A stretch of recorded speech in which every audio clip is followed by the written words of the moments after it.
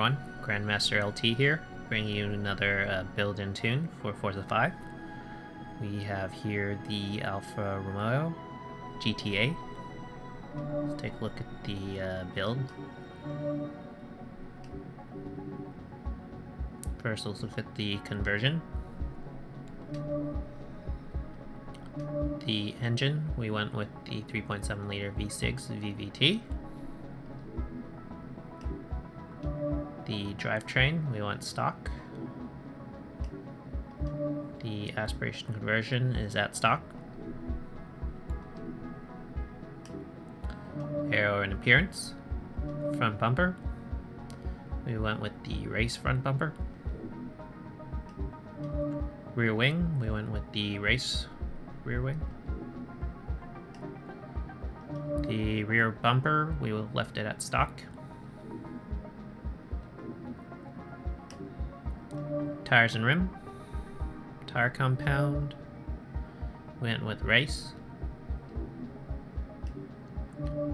Front tire width, we went with the 195/50R16. Rear tire width, we went with the 255/40R16. Rim style, went with the sport rim style, and I picked the Tarmac Evo. Then the front rim size, went with the 195/50R16, and the rear rim size, we went with the 255/40R16. Drivetrain, clutch is stock. Transmission is at street.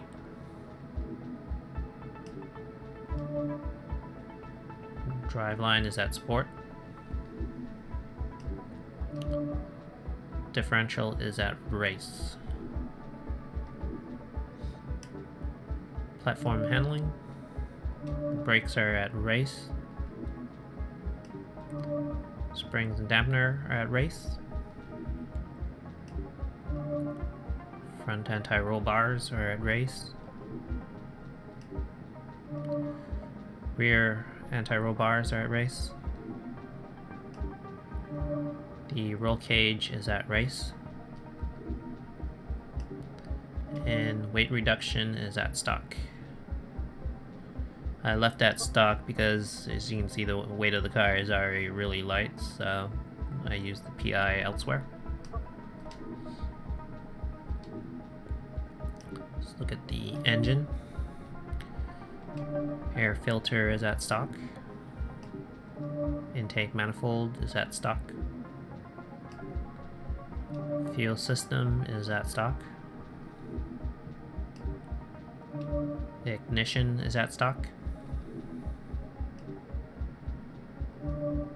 Exhaust is at stock. Camshaft is stock. The valves are at stock. Displacement is at stock. It's at stock for the pistons and compression. Oil and cooling, stock. And flywheel is stock as well. So yeah, before we go into the actual tune, look at the stats here. The speed is 6.0, handling 5.3, acceleration 8.6, launch is at 8.7, and braking 5.7. So yeah, the acceleration is really high on this car. It's I showed you guys earlier. It's also a very light car, under 2,000 pounds. 332 horsepower, 270 torque. There's quite a bit of front bias though at 57%. And as you can see, the top speed is only at 160. And the lateral G's is pretty good at 1.25 for the 60 miles per hour, and 120 miles an hour is at 1.23. So yeah, alright, let's just go into the tune. Tire pressures are both the front and rear I set at 28 psi. Now the gearing, there is no adjustments because I went with just the street. When I did test out the car, I did find that, it was fine for me. I didn't really feel like I needed to adjust it, so I saved on the PI to bump up some other stats. The alignment, the front camber is at negative 2.7. Rear camber is at negative 2.0. The toe out at 0.1. There is no toe rear. And the front caster is at the full 7.0. Anti-roll bars at the front is 17.99. The rears are at 11.16. Springs. The front springs are at 276.5. The rear springs 208.6. And I did lower the ride height for the front and rear to the lowest minimum. For dampening, we went with the front at 8.8. The rear is at 8.5. For the bump stiffness, we went with 2.0 and the rear is 1.9. As for the aero, went with the front at 92 pounds and the rear at 180 pounds. Braking, I went with 53%. And the braking force pressure at 110%. So this section's obviously your preference. So this generally what I'd like to set it at 105 to 110% depending on the car. Differential, I went with 10% for the acceleration and the 30% for the deceleration.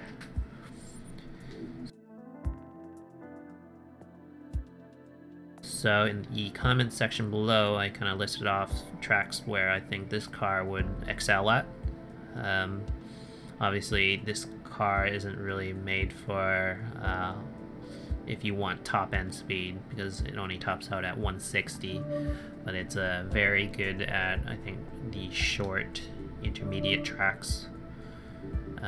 Anything like really like these tracks here, like a mile, I think this car would really excel at, because the acceleration is pretty good at 8.6.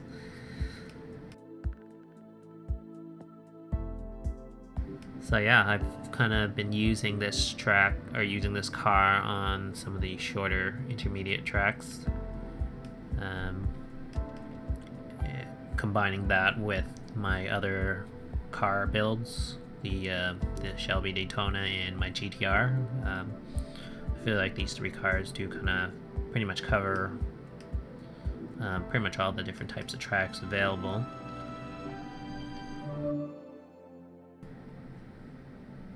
So yeah, to summarize, I think the big strengths of this car is its acceleration, the fact that it's a very light car, so it's very nimble around the corners.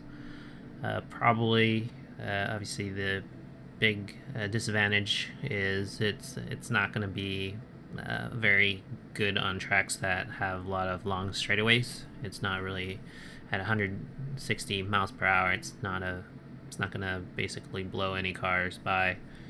So yeah, I would just keep it in the short intermediate tracks. I've had quite a bit of success with this car on the shorter tracks.